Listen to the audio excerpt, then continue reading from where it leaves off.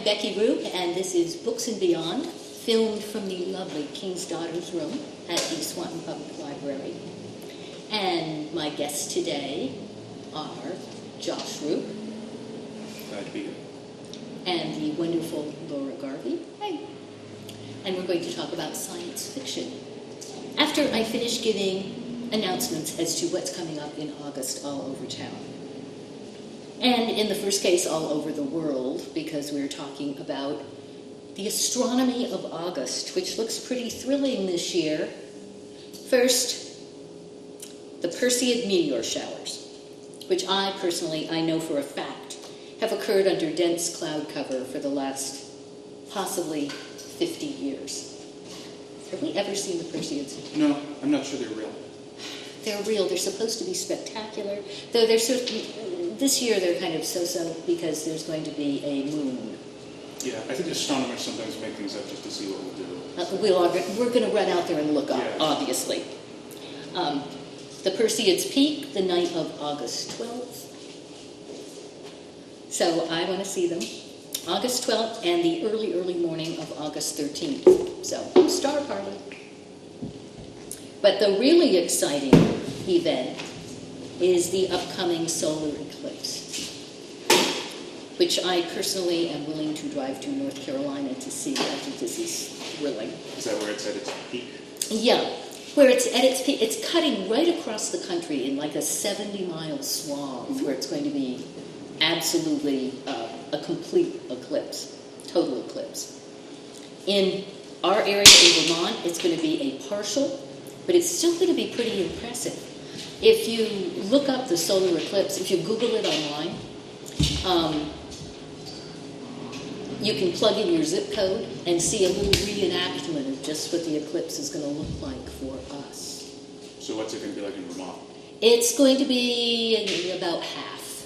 I think it's still going to be pretty impressive. Total Oregon to North Carolina. The only thing you have to know about viewing the eclipse is do not look at the sun. Never, never, never. Oh, I brought my... Linda, dear, could you bring me that box? The big one? Yes. It looks like a box, but actually it is an eclipse viewer, which anyone can make. Thank you, Linda. And you will notice this lovely astronomical tool.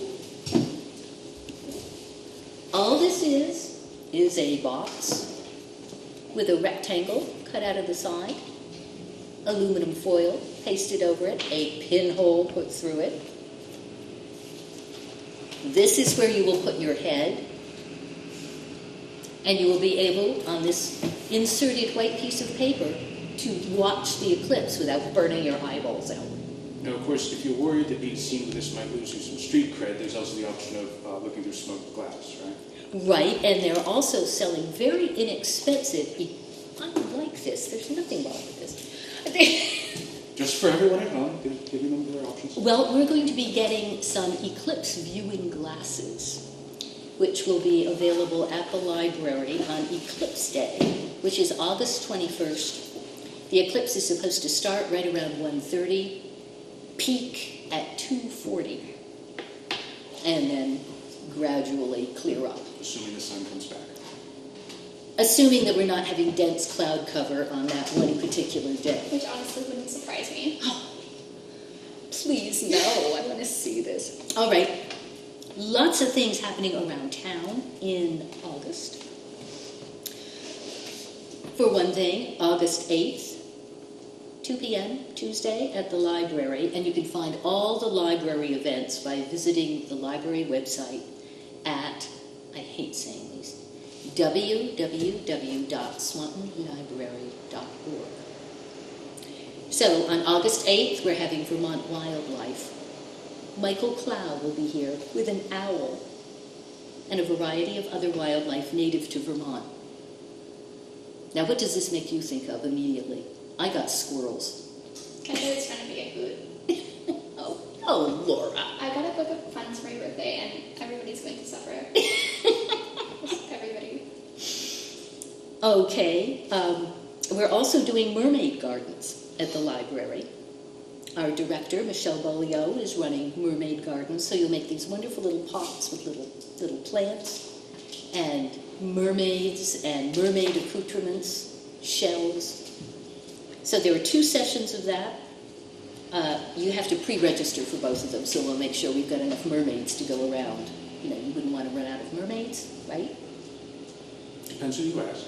So August 10th and August 14th, check the library website and sign up and make a gorgeous little underwater garden. August 10th, I hope you're going to be here. Oh, and you should come to this. The Swanton Writers Group is meeting. And the Swanton Writers Group is a smallish but terrific group. We have the best time. It's meeting Thursday, August 10th at 6 p.m. here at the library. And actually we have a guest speaker, a guy named Shane Collins, who's going to be talking about how to get published. So it'll be interesting for people who would just actually like to get their work out there. August 12th, we're doing a bike decorating and parade. Do you have a bike still? I don't know. Laura? I think I might have grown up a couple of years ago. All right. Linda has one though. Linda, all right. We'll do Linda. This is all in honor of Porter's Bike Shop. It's their 100th anniversary this year. It's really cool. You know, there used to be 5 bike shops in Swanton and a bike club. Really? Yeah. I think we should revive this.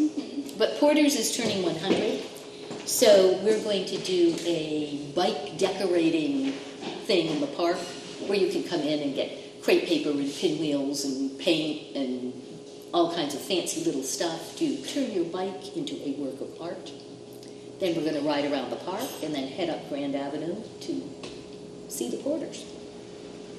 And in the evening, there's going to be a glow ride where you put all this glow-in-the-dark stuff on your bike and you pedal in the dark. I think that would be pretty cool. So that's coming up. The other thing the library is doing a whole bunch of is cooking.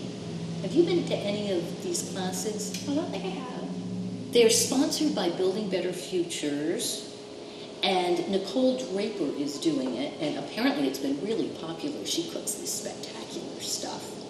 And it's all themed cooking classes.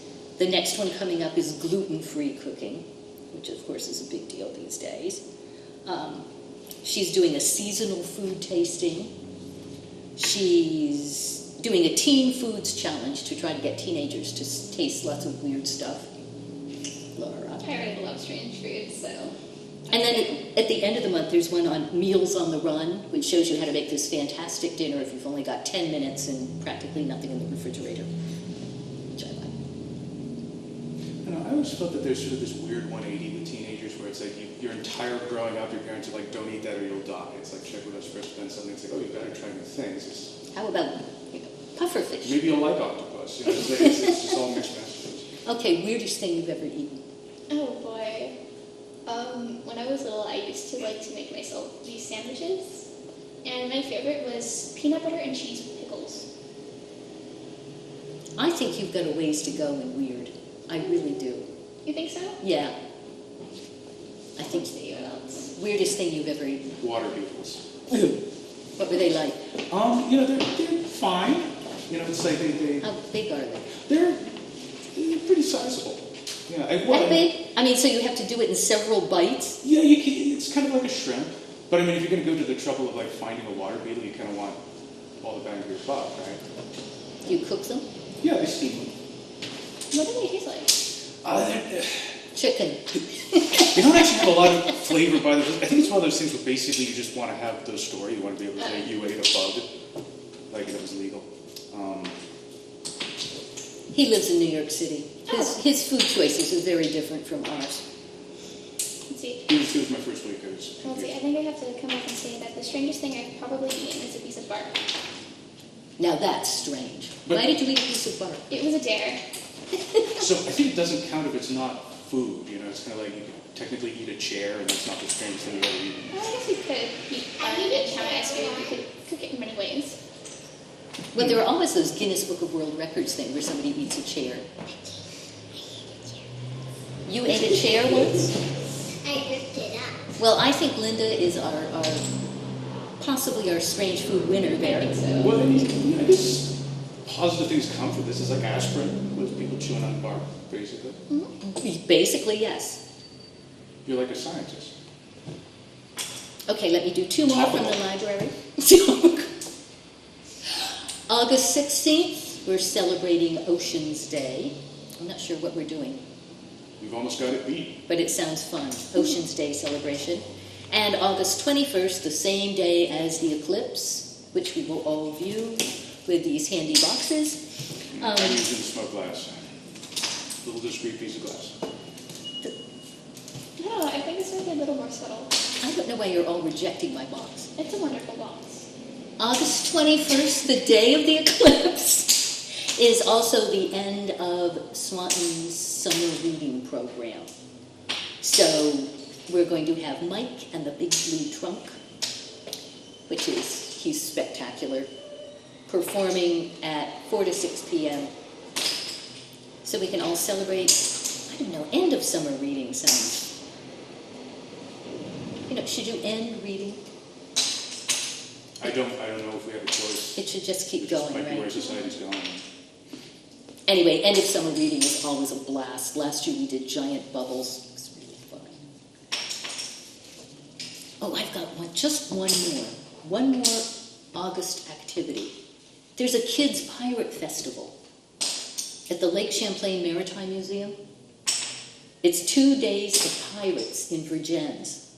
Saturday and Sunday, August 19th and 20th. There's a charge for it, but it sounds totally worth it. They have pirate reenactors, pirate-themed activities, arts and crafts, a great pirate tug-of-war, pirate songs. So I have a quick question about this. Now, like when I was a kid, I would have been really into that. But when did we decide that that was okay? It's like pirates, it's like their whole thing is that they murder everybody and they pillage the bejesus out of everything.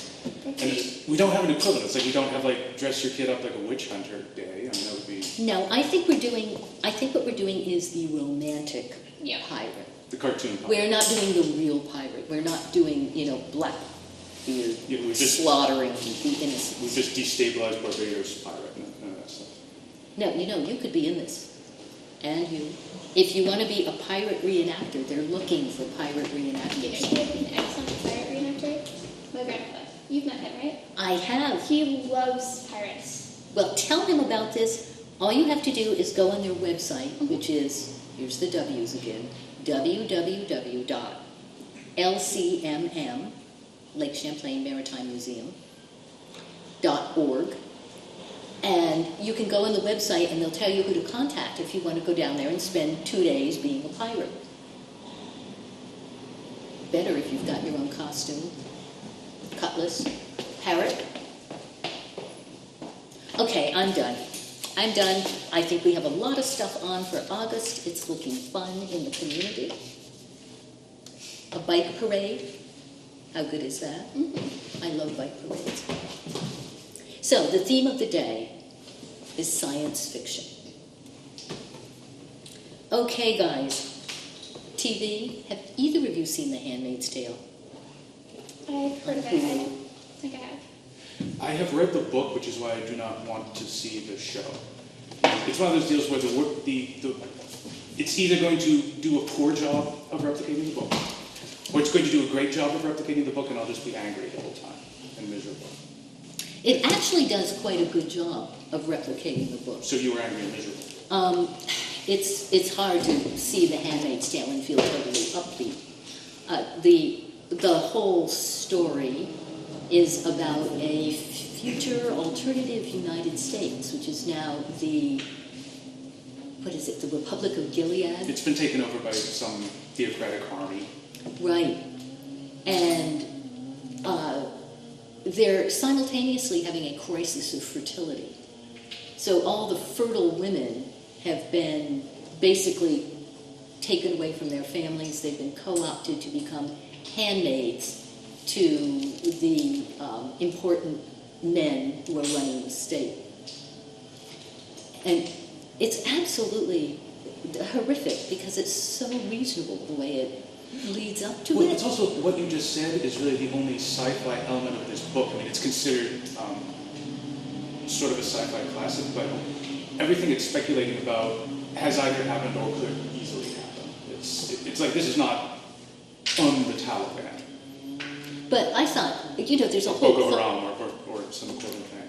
But there's a whole class of speculative science fiction that's sort of what if. And I would call this science fiction. Well, which is, I mean, that's a question for me, which is what is science fiction for? If that's even a reasonable question. It's like, I know everyone's doing different things with sci-fi, but why is it that we come back to sci-fi as a genre? Because, and I could be wrong about this, you rarely read sci-fi books where everything's okay. You rarely read the sci-fi book where it's sort of like, oh, this is the future where everything's great, and we get to watch everyone being great. It's always, it's a speculation about how truly terrible things could get. Mm-hmm. Well, I think The Handmaid's Tale is Margaret Atwood's best book, though it is an intense read. You spent the whole time like a Canadian wrote this? I don't believe you. She also wrote Oryx and Crake. Did either of you guys read that? I was not a fan of it, honestly. Well, I didn't think it was as good as The Handmaid's Tale, but I thought it was good. It's another speculative sci-fi about a future in which the scientists are living in compounds. They've got genetically engineered animals.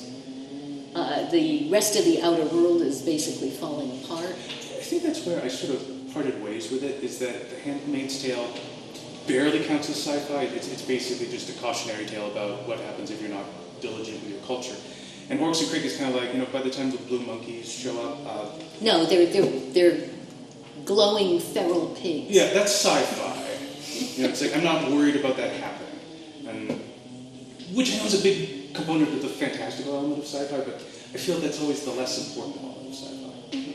Well, I thought one of the cool things about Oryx and Crake was that one of the main characters basically is reshaping the world. And he ends up, doing practically everybody in, and then has his new human beings come in and take over. So the design of the new human beings was kind of a fascinating exercise. I think it's interesting, though, that they could purr. Well, I think we respond to different themes in sci-fi more strongly at different time periods. So it's like, I think Oryx and Crake was popular at the time because I think Dolly had just been cloned and we were thinking about themes of genetics. But I think it's not a coincidence that The Handmaid's Tale has become very popular again right now. Because we're all feeling threatened. We feel that our climate has become more dire. There's something more threatening and less abstract than what if the sheep clones don't like us. Well, everybody now, too, is reading 1984, has popped up onto the top of the bestseller lists. And Sinclair Lewis's It Can't Happen Here. I don't know, I guess it's not really a sci-fi novel, but I started rereading The Book Thief. Oh, I don't know what I'd call that. If one of the main characters is Death. Death narrates it, right? Death narrates it. But is that fantasy or is that science fiction? I'm going to go with science fiction. Keep going. So it's a really good book. It's about this little girl named Liesel. Liesel? I don't know how to pronounce it. I think it's Liesel. Liesel? Okay. Liesel? And... We decree this to be Liesel for purposes of this show. Yes. Liesel lives in 1940s Germany. And her brother is sick, and her mom can't take care of her and her brother anymore. So she's sent to live with a family in some town I can't remember the name of. And basically, it's about her. She's, kind of this rude little girl. Nobody really likes her. And I guess her adoptive father, who she calls Papa, really takes a liking to her, and he teaches her how to read, and it really helps her get through this hard time. And then the Nazis come, and they start burning all the books. And she and a couple other kids go and they rescue these books. And I'm not going to say anymore because obviously I don't know the book for you, but it's good. I just read it. I remember really liking that book. Yeah, full circle though. I feel that themes of preservation, the things we preserve, is fairly central to most science fiction. Yeah. The idea of what is it that makes people that isn't a part of our culture. And it's always happening in real time. It's like the Nazis were also destroying all the great artworks. They were burning the paintings. And there were families that, it's like just normal families who basically had the Mona Lisa hidden under their bed. And you could read these first-person accounts of like this farm girl who would remember taking the Mona Lisa out from under the bed and just looking at it because she had that option. And, that's very much the idea of the time capsule. What is it that you wish to be remembered about people? Is a theme of the dystopia. Well, then there's Fahrenheit 451, which is, sort of in league with The Book Thief. Yeah. Does anybody remember who wrote The Book Thief? It is Marcus Zuzak. Yes. Marcus Zuzak, The Book Thief. Actually, I think The Book Thief is the first book I did a book report on, and that's why I remember it so well. Also, First book for report. Christmas. First book report sticks in your head. Yes. Now, there's a movie of The Book Thief. Yeah, I wasn't a big fan of that. I didn't feel like they captured her spirit very well. Lisa was supposed to be this kind of scrappy little street urchin, and the actress who played her was fantastic, but I don't think she was right for the role, per se, because she was this cute little girl with the golden curls and... Oh, yeah, that's like what they did in Harry Potter with Hermione. Yeah. Which everybody has loved Hermione because she had thick glasses and crookedy teeth, and she was a nerd and you loved her, and then all of a sudden she's a movie star in the movie. And it's like, no, can't identify with this. Okay, speaking of movies. Yes. Upcoming, well, not upcoming, but next March, Madeleine L'Engle's A Wrinkle in Time, a wonderful book, is coming to the silver screen. I've seen the trailer. We've all seen the trailer, right? I think it looks marvelous. Absolutely. Counter-argument, respectfully, I knew it. I think it's going to suck a lot. Like, it's like we're going to need a physicist to talk about how much something could be that bad. And I can't prove it yet, but I think that there's been... Firstly, the trailer gave me weird vibes. Like, there was something about, casting the math genius from the book as an Asian kid struck me as maybe a little on the nose. Yeah. But also, I think we're coming out with a lot of movies that are scraping the bottom of the barrel of books that should have been made into movies a long time ago, when they were closer to source. And all of them have been pretty poor. So The Giver came out recently, great book, terrible. Yeah. Not worth seeing. Same with Ender's Game. Maybe if it had come out closer to the time the book was relevant, it would have made a difference. But it's because you're taking... I don't think they care what the book is so long as the Hollywood machine can have a filter to grind it up in, and they're just going to do whatever they think tests well with audiences. And I got that vibe from the trailer. I don't think they were book lovers. Oh, rats. See, I got something entirely different from that. I'm just trying to crush your childhood hopes. And You told me there was an earlier version of Wrinkle in Time. Oh my gosh, I can't remember when it was made. It was either early 2000s or 90s. I have a hard time differentiating it. That's okay. It's the far distant past. We know. Yeah. You're young. Anyway, I was not a big fan of the original movie based off of the book. Because I didn't see it, so I Was this like a smaller thing? Was this like... I think it was Columbia or something. Oh, okay. I feel like when I was, it was on Netflix at the time, and when I was going to see it, I was hoping for, it to be set in the original time. And instead I got this mashup of terrible CGI and, over the top or trying to appeal to teenage audiences. Mm-hmm. I don't know, I'm kind of getting the vibe from this new one, too, is the thing. Well, I kind of like the fact that they did some diversification in the characters. Where, Okay, no, that's good. I like the Murray family being African American.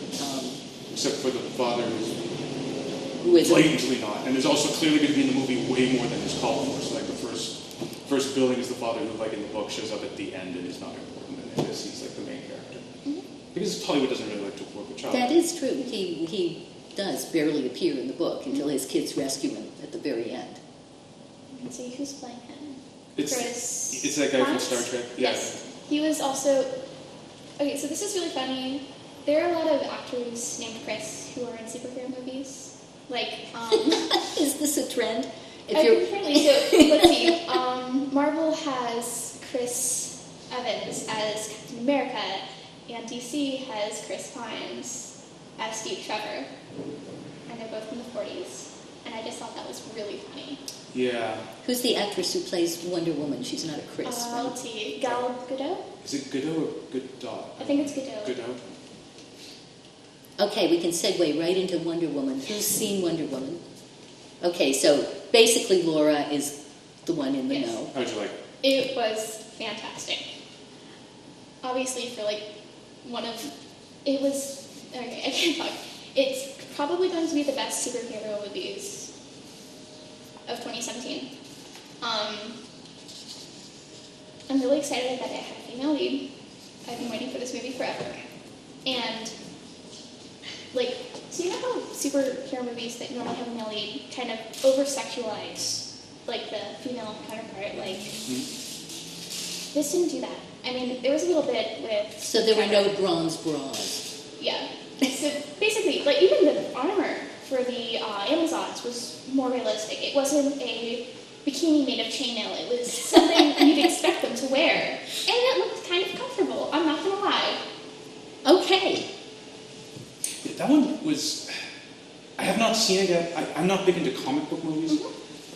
And that's kind of the only reason. But I think there was a lot of bated breath over Wonder Woman because it's going to be historically important. Yes. To some degree. Because any other comic book franchise, it's like they've now rebooted Spider-Man like how many times in our lifetime? Like 4 times. Yeah. It's kind of like within the last 10 years, every time Spider-Man failed, they were just like, well, they didn't like that, Spider-Man will do another one. If Wonder Woman had failed, the conclusion would have been like, well, people don't want women as the leading roles in these movies. And we would not have done it again. It's like maybe in another 20 years. The takeaway would not have been they don't like Wonder Woman. It would have been like, well, women just don't work in these kinds of movies. So the pressure for that movie to be good was a lot more intense than for anything else. Well, I think this is a great opportunity for some new superheroines to come down the pike. Or for us to invent some period that let's... We have all of 3. Yeah, let's do something. Honestly, I would love to see a movie with Hawk Girl. I think that's one of the 3, yeah. Yeah. Could she be Hawk Woman? Probably. It always bothers me. So- You know, you have Batman, Superman, The new trend... Oh, I'm sorry. and then you have... Okay. So, have any of you guys seen the early 2000s Justice League cartoons? No. I watched them when I was little, and they're back on Netflix, but they're actually leaving in August. What's the Justice League? Justice League is... Okay, there's that new movie Avengers, alright? Yep. It's essentially DC's Avengers, but the Justice League was first. Oh, It's like okay. Aquaman, Superman. Speaking of Aquaman, so Wonder excited for Woman. that movie. So excited. I love superhero movies. Okay, so there's a lot new coming out in the next year, few Like, months. in November, we've got the Justice League movie. Actually, I took Elena to see Wonder Woman. Did you like Wonder Woman? Yeah. All right. What did you like about it? It was, I liked, the last part with the God killer, and then she realizes she's the God killer. Thank you. All right, girls. All right. She throws the thing and that guy blows up. I'm paraphrasing. I don't want to spoil it. She is the Yeah. Okay. Picked up from context. I figured it was heading somewhere in that direction. Cool sci-fi books. Well, you can get huge lists by looking up the Hugo Awards at www.thehugooawards.com, which lists every big sci-fi winner for the last, how many years? 30 years? Whenever it was founded, it was like, yeah, something like that. It's been around for a while. So when you're looking for a sci-fi read and you're just helpless, try the Hugo Awards. That's always a good bet. Some of your favorite sci-fi books. Okay. 20,000 Things I've Never Seen. Jules Verne. Yep. I love Jules. Always good. There was a Kraken in it. Mm-hmm. 20,000 Leagues. Josh. Jules Verne is interesting too because he's sort of a relentlessly positive sci-fi writer for comparison. It's like we kind of changed our mind about that immediately. It's like sci-fi started going down a very dark road. And Jules Verne is the one who's kind of like, well, maybe we'll have a blimp and we'll be happy and it'll be fine. Yeah, well, he was writing in the era when science was going to save the world. And now we've gotten suspicious. Well, I think that happens so quickly too, because it's like, I think when we think of Jules Verne, you also almost automatically think of H.G. Wells, who was kind of like his dark counterpart, who was kind of like, the second people do anything, it's just going to be so bad. It's like, it describes a very nihilistic universe compared to Jules Verne. War of the Worlds. War of the Worlds, The Time Machine, it's like none of these things bode well. Okay. Very quiet snake. You know how quiet snakes are. How about the Martian?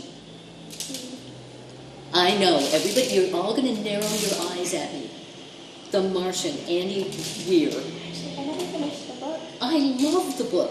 I couldn't put it down. Actually, no, I didn't get to finish it because I had to return it to the library and we were going on vacation. Oh my dear. Yeah. I'm not sure I've got a hard I copy, or I'd give it to you. I think we have. I'll check it out later. But It is at the yeah. library. Yeah, The Martian. I thought the movie was excellent. And I liked the fact that it was all a lot of real science. I always liked that. Growing potatoes on Mars, just... I enjoy that. You know, growing up, this was a problem between us, is that you tended to like what's commonly called the hard sci-fi books. I remember the hideous experience of Arthur C. Clarke's Rendezvous with Rama. Yes, a very boring book indeed. And, It was a superb book. So, I mean, just you can disagree with me if I misread this, but Rendezvous with Rama, which is a sci-fi classic, is about these people finding a spaceship and they can't get into it, and that's the book. They get into it. They explore it. At the end, they open the door. It's like that's the first chapter is when you open the door. You don't end on then they open the door. That's like a bad internet meme. That is kind of like a bad internet meme. Thank you. Yeah, no, it's. Okay, you two talk. Go on. One that I feel is due to come back is a book called Z for Zechariah, which is it's by he's no longer with us, but a writer named Robert O'Brien, who's best known for he wrote The Secret of the Red Southern Inn, Which was delightful. It is, but it's generally considered more of a children's story. And Z for Zechariah is not. And what I like about it, although it is a sci-fi story, is that it's very simple, which I think is important. I start to lose interest the more the sci-fi novel gets in.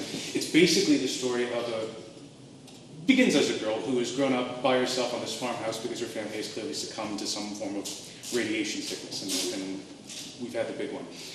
And she's grown up completely self-educated, so she's a young woman who's had access to her farm's library, so she speaks very formally, and her thoughts are very ordered compared to other people. And it's about how she finds an injured man who she brings back to the farm to rehabilitate. And I don't want to say too much more about it. It's a very simple story, but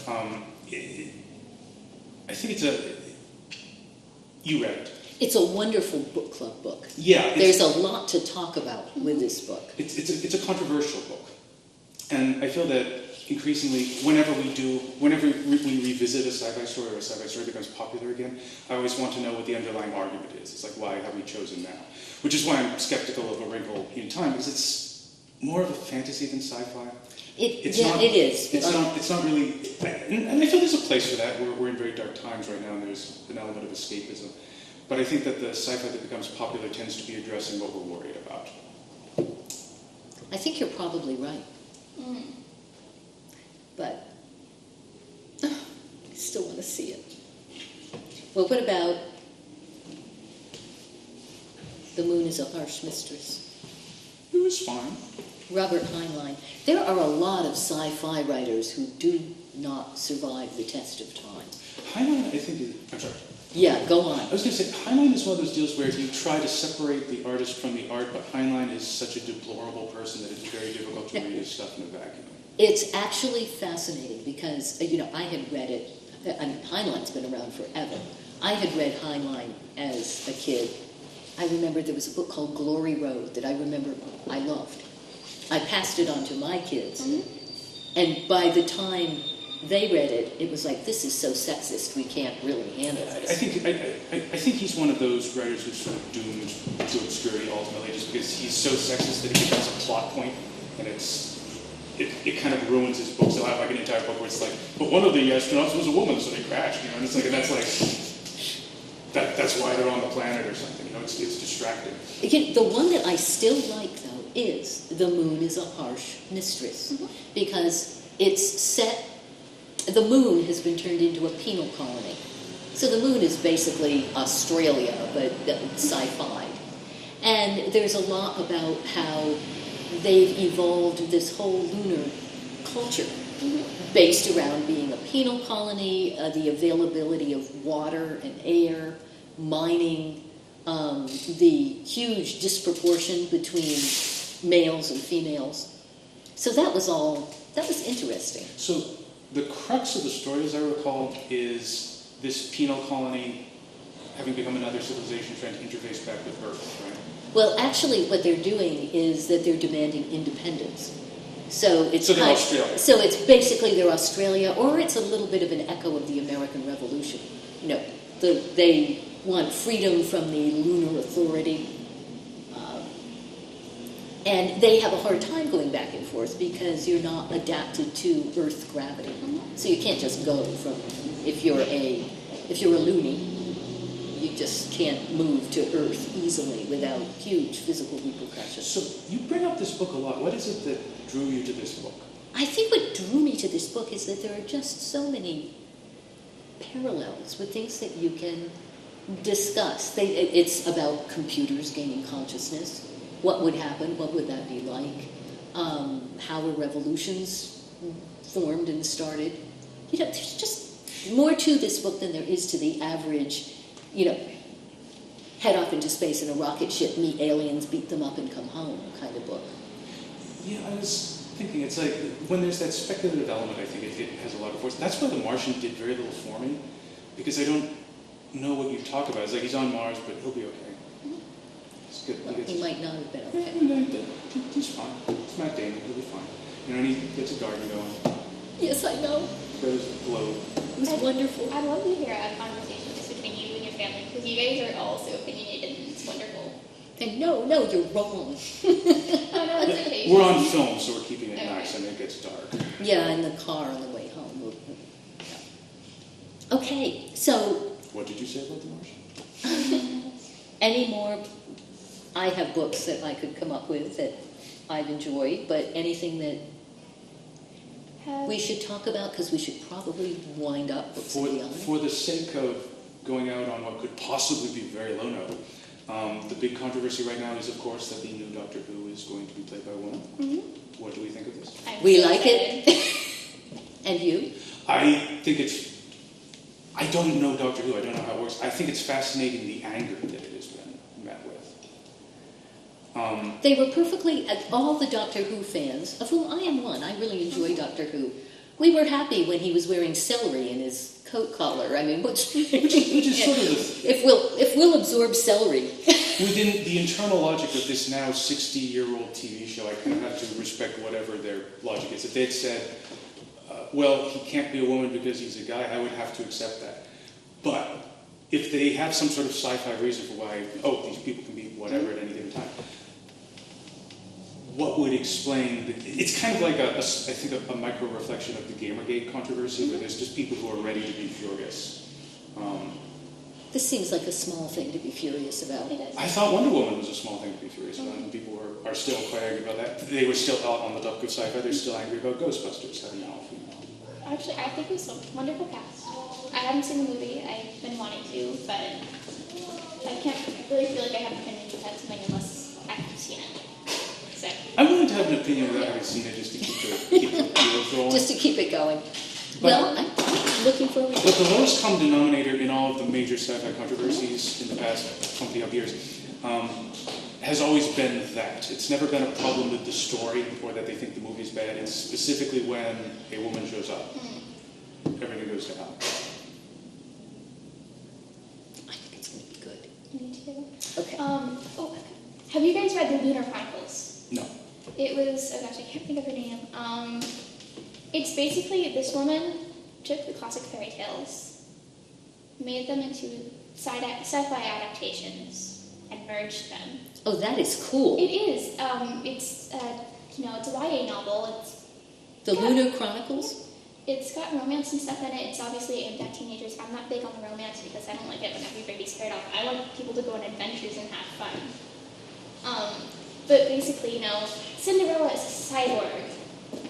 And instead of a glass slipper, she has a foot that, comes off and stuff. And, A bionic foot. So is Rapunzel like coaxial cable? so basically, Rapunzel is this girl named Cress, and she lives in a space shuttle. And It's a space elevator. there's this one, basically, there are people who live on the moon, which is why I wanted to look it up, because you brought up the moon is a harsh or a cruel mistress. Harsh mistress. Harsh mistress, okay. Tough. Harsh. And there's the people who live on the moon are basically over time they've developed these kind of psychic powers. And there are these people called, I think it's shells, who don't have these powers, and they're locked away and forced to do work because the people who live on the moon they think of them as an embarrassment, and the people on the moon are supposed to be perfect. But this one girl, Cress, she's very intelligent, and one of the lunar people, I don't know what they're called, sees so many different possibilities with her, so they have her locked away in the shuttle, and she's spying on her. And also, I forgot to mention, the people who live on the moon are also humans. So is this like one book that's like a series of short stories, or are they all interconnected? What's the metaphor for the hair in her case? Is that like just communication Just channels? long hair. So it's like Sleeping Beauty would just be like, she needs a hard reboot, It's just like, So their take on The Little Mermaid is actually more of, based off of the original story than the Disney adaptation. oh, that was dark. Yeah. Yeah. And she is a robot. She's what? She's like a robot. Okay. Like a cyborg or like a full? Like an android Or or an android. Because I was saying, because, it's like half human, half something else. It's kind of like such a mermaid theme. But... Mm-hmm. And then, what else? kind Let's see, what Riding Hood is a girl who lives in France. And her grandmother has a tomato farm. And the wolves are these lunar soldiers that have been genetically enhanced. And it's a really cool series, and I definitely recommend it. Okay, the Lunar Chronicles. Mm-hmm. Who's it by? Marissa Meyer, maybe? Really? If people Okay. put in the Lunar Chronicles, they'll find them, though. Yeah. Okay. I don't know if it's special. Yeah, don't worry. As long as we've got the title, people can find it. Yeah. Okay. I'm a Connie Willis fan. I know what you're going to say. Connie Willis has won several Hugo Awards. I kind of like Connie Willis. Do you really? Yeah, Oh, right.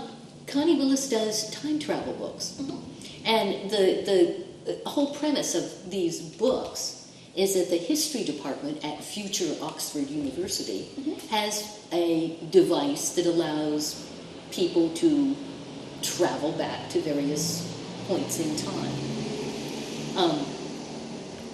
To say nothing of the dog, which is purely funny, is about traveling back to Victorian England.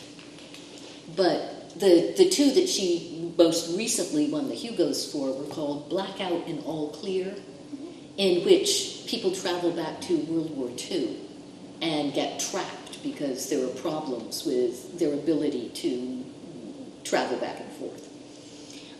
Most of her stories have a time travel element, as I recall. Yeah, she has one called the Doomsday Book that's about going back to medieval England at the time of the plague. So I love these. She's Connie Willis. I think she's an author to look for.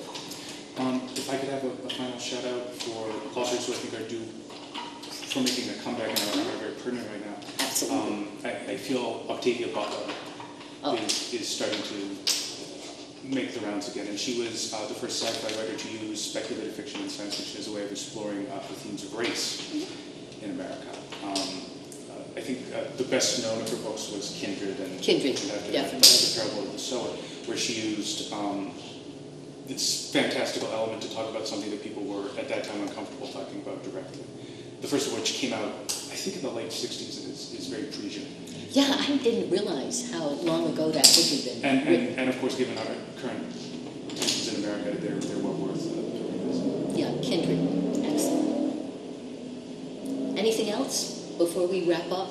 Oh, maybe we should do a second sci-fi show. Maybe. Yeah. That'd be fun. And we could do fantasy. I have some. Okay. Fantasy? You're going to do fantasy? I have opinions about fantasy. Yes, I know you do. That would be excellent. Well, in the meantime, everybody, thank you so much for being with us this time on Books and Beyond. And I hope you'll join us again next month.